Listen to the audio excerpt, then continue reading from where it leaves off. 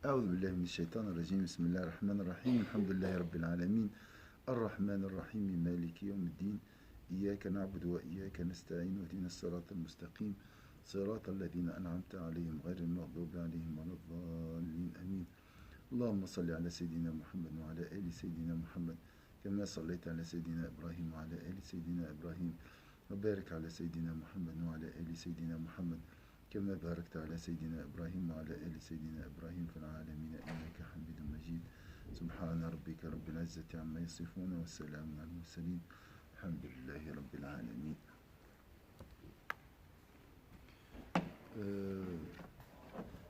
Lui-même, la dernière fois, il a parlé de la hiérarchie dans la création. Et cette hiérarchie dépend de l'accomplissement de la sagesse d'Allah Azzawajal dans sa création. Donc celui qui accomplit plus la sagesse d'Allah Azzawajal dans sa création mérite un degré plus haut. Est-ce que c'est clair? Donc la meilleure créature, selon l'imam al-Ghazali dans l'hiérarchie, c'est Israfil parmi les anges. Après, nous avons les prophètes. Et dans les prophètes, nous avons Sayyidina Muhammad. Et après, c'est les savants. Et les savants, il y a... Voilà, c'est comme ça. Israfil, c'est qui? Israfil, c'est parmi les porteurs du trône. Les anges porteurs du trône. Donc, il y a le degré le plus haut. Selon ces... Il y a d'autres, ils disent la meilleure créature, c'est Sayyidina Muhammad. Après, si je ne me trompe pas, je vous rappelle,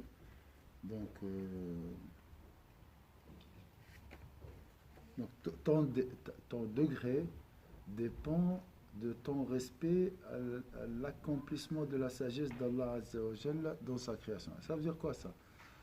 L'accomplissement de la sagesse d'Allah dans sa création, c'est la gratitude.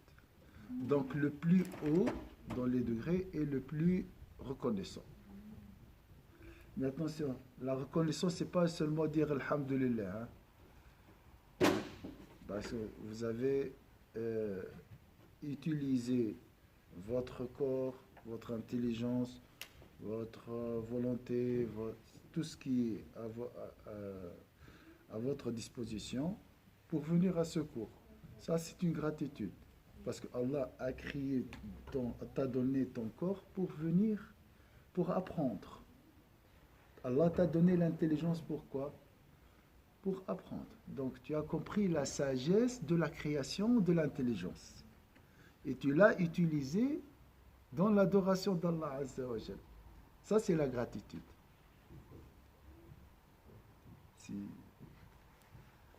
Si vous voulez noter encore une fois la définition de la sagesse.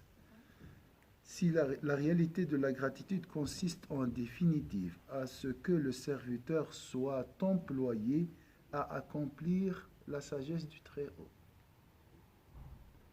D'accord? Allah m'a donné l'estomac pourquoi? Pour manger le halal et adorer Dieu.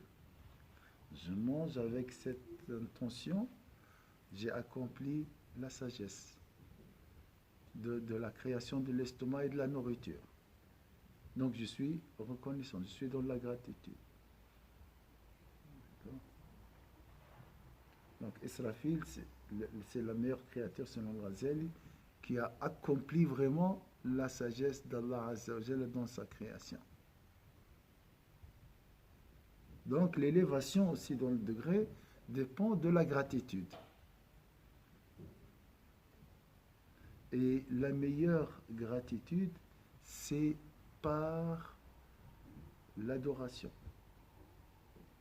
Et alhamdoulilah aussi, c'est un autre degré. Mais la meilleure forme de gratitude, c'est d'utiliser le bienfait d'Allah Azza wa Jalla dans l'adoration d'Allah Azza wa Jalla. On est là pour remercier Allah. Bienfait du corps, l'intelligence, l'esprit, les yeux, l'ouïe, tout dans l'adoration d'Allah. وَعْمَلُوا آلَ دَاوُدَ شُكْرًا. Donc, Allah Azza wa Jalla a demandé à elle, la famille de David, d'œuvrer par gratitude. Donc celui qui utilise les bienfaits d'Allah Azza wa Jalla dans le haram n'a pas compris la sagesse de la création. Et il a utilisé la création dans le contraire de la sagesse pour laquelle Allah a créé cette création, cette dernière. Vous avez compris? Vous voyez? Ça, on dit, ça c'est de l'ingratitude. Et même on parle de incroyance. Dans Surat Luqman, Luqman le sage, Oui. pour définir la sagesse, il dit Ushkur Rabbuka وكن من الشاكرين. ولقد آتينا لقمان الحكمة أن يشكر لله. Et après le ومن contraire, كفر oui. فإن الله غني حميد. C'est juste. Oui. C'est donc l'opposé. de la gratitude, c'est le kufr. C'est le kufr. Ouais. C'est l'incroyance. Ce qu'on traduit par l'incroyance. En fait, c'est l'ingratitude conduit à l'incroyance. Alors, parmi donc l'hiérarchie, commencent les anges, et il y a et aussi des degrés. Après les prophètes, et il y a aussi des degrés. Et là, Sayyidina Muhammad est le sceau des prophètes. Et, il a rassemblé le pouvoir mondain et le pouvoir céleste. Il a dit, c'est pour ça qu'il a mérité le meilleur degré parmi les prophètes. C'est le sceau. On ne peut pas comparer la synthèse à une particule ou bien à une goutte. On ne peut pas comparer la mer à une goutte parce que la synthèse, c'est quoi?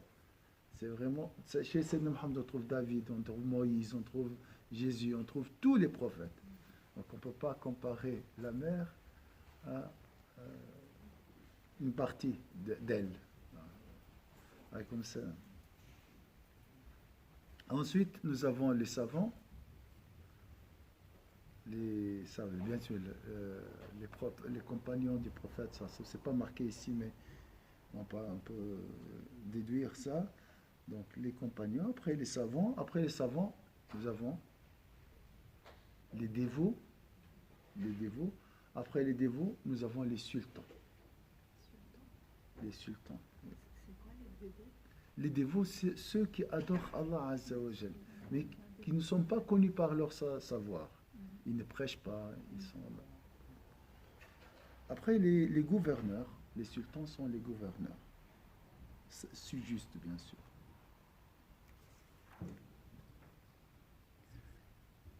Maintenant, l'imam nous parlera des sultans.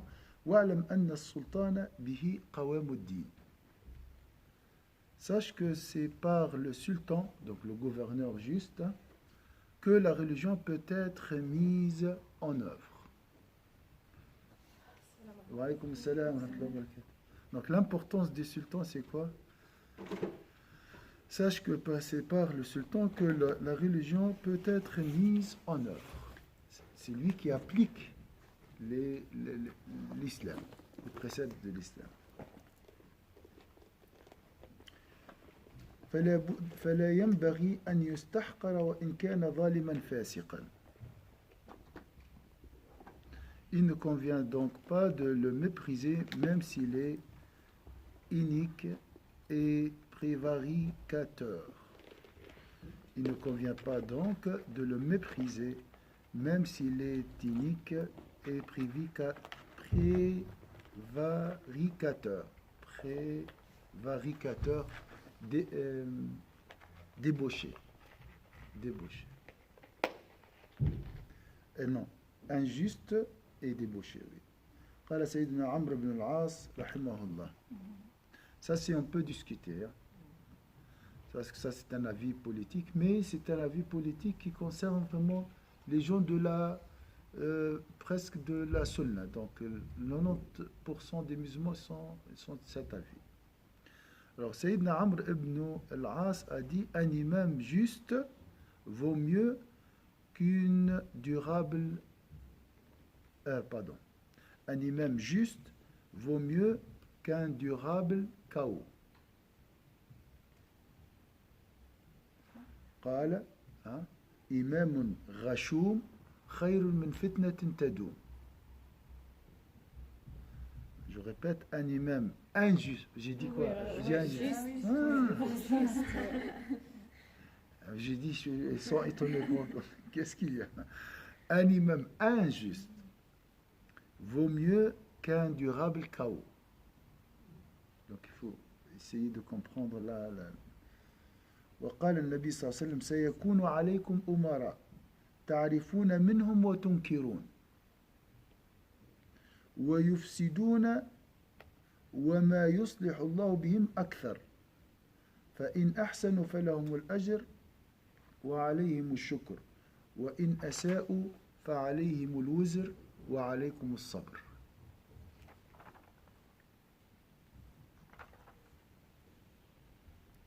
Ce hadith est rapporté par Muslim. Et le prophète sallallahu alayhi wa sallam aussi a dit: vous serez gouvernés par des gens ainsi disposés que vous souscriviez à certains de leurs actes et ne souscriez pas à d'autres.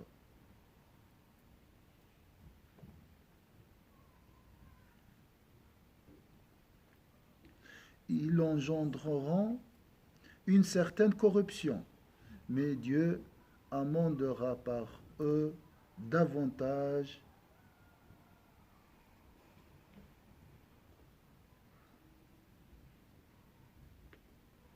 amendera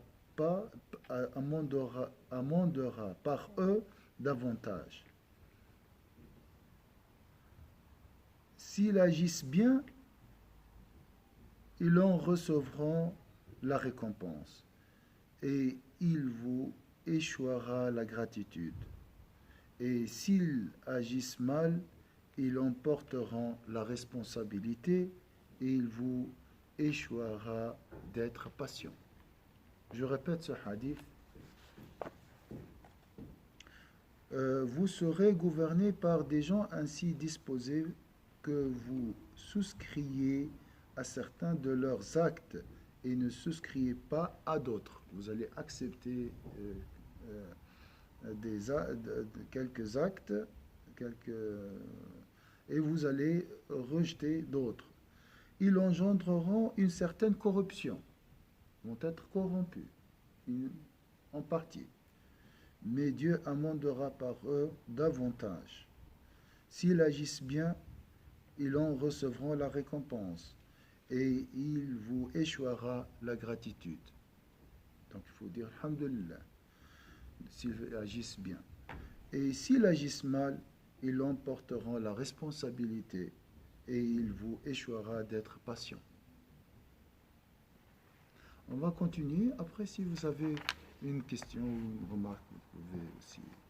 La remarque maintenant. On va juste finir. Ici, c'est juste pour question, l'imam parle de l'hierarchie. On doit respecter les sultans, les gouverneurs, le pouvoir. Pourquoi? Parce qu'il accomplit la sagesse d'Allah Azza wa Jal. Comme il entre dans la hiérarchie. وقال سهل من أنكر الإمام فهو زنديق. Sahl a dit quant à lui, quiconque refuse à un sultan la gouvernance est un hérétique. Ça, c'est pas le prophète qui a dit ça, ça c'est un homme. ومن دعاه السلطان فلم يجب فهو مبتدع. Quiconque refuse à se rendre chez un sultan qui le monde est un innovateur. ومن أتاه من غير دعوة فهو جاهل. Et quiconque se rend chez lui sans y être invité est un ignorant. وسئل أي الناس خير فقال السلطان. Quelqu'un lui demanda un jour qui est le meilleur des hommes. Il répondit le sultan. Ça est le hadith du prophète sallallahu alayhi wa sallam. Un jour dans la vie d'un gouverneur juste est meilleur que 70 ans de culte. Mais juste, un sultan juste.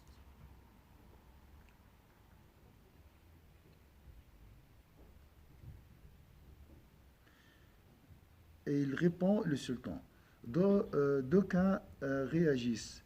Nous pensions qu'il était le pire des hommes, parce qu'il savait qu'il y avait beaucoup de sultans injustes dans l'histoire de l'islam. Pas de jugement trop hâtif, dit-il. Dieu jette chaque jour sur lui 2 regards, l'un pour vérifier que l'argent des musulmans est préservé, l'autre pour voir si leurs corps sont préservés. قال كنا نرى أن شر الناس السلطان فقال مهلا إن لله تعالى كل يوم نظرتين نظرة إلى سلامة أموال المسلمين ونظرة إلى سلامة أبدانهم فيطلع في صحيفته فيغفر له جميع ذنبه. Il consulte ensuite son registre d'action et lui pardonne toutes ses fautes. وكان يقول الخشبات السود المعلقة على أبوابهم خير من 70 قاصا يقصون.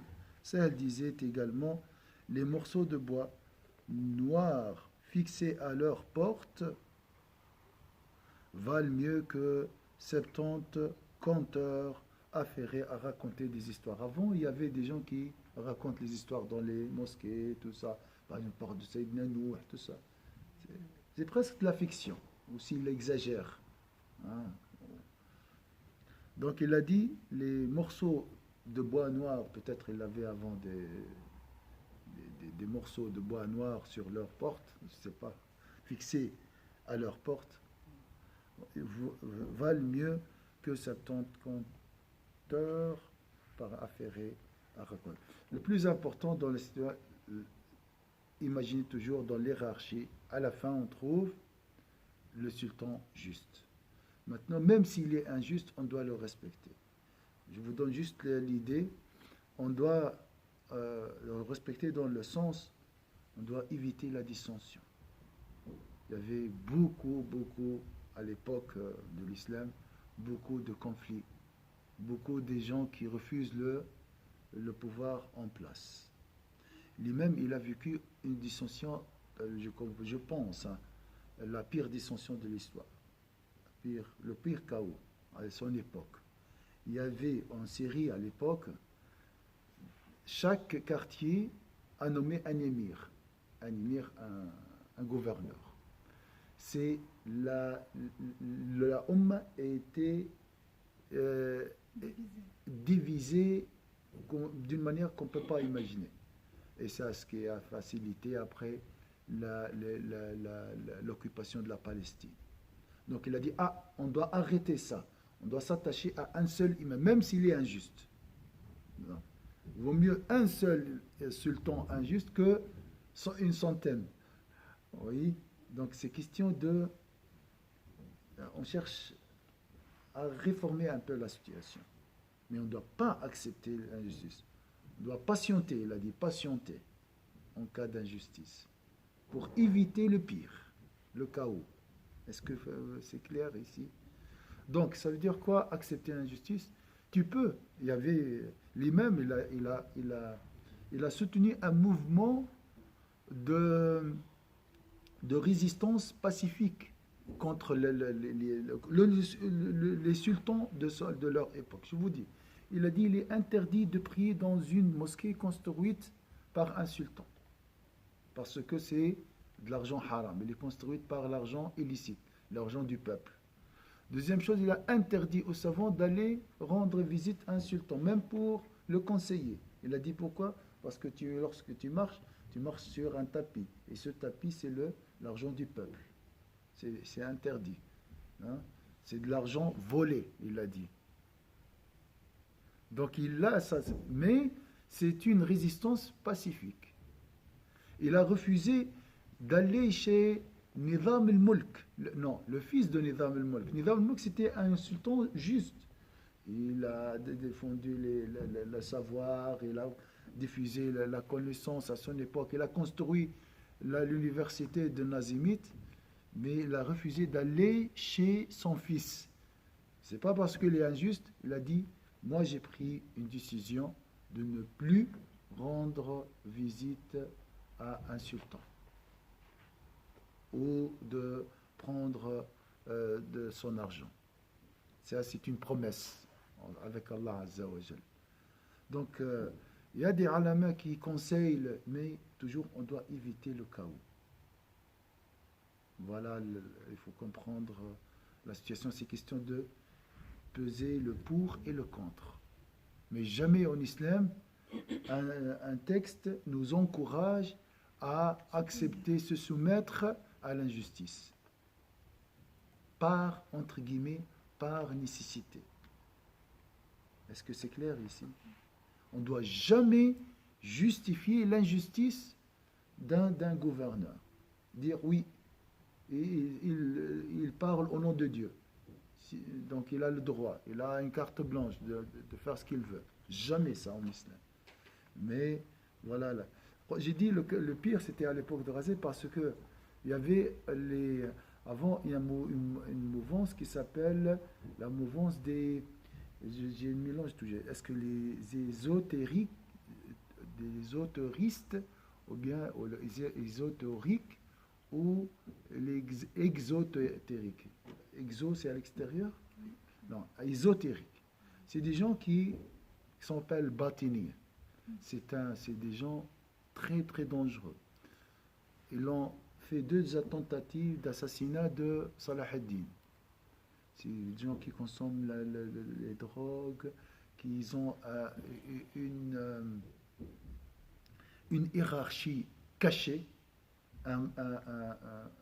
comment on dit, un parti politique caché, des lobbies, des intellectuels, et ils sont très très dangereux. Donc, et pour eux, ils ont leur imam. Le vrai imam, il est caché. Donc l'imam, il a dit non, l'imam, c'est l'imam al-Mustadhari. À l'époque, il a écrit même un livre, il a dit l'imam, c'est le Mustadhari. C'est pas l'autre imam qui vit en cachette. Donc, il faut comprendre donc la situation avec l'idée dans sa circonstance historique. Cheikh Hassan Ben Hassan, Oui.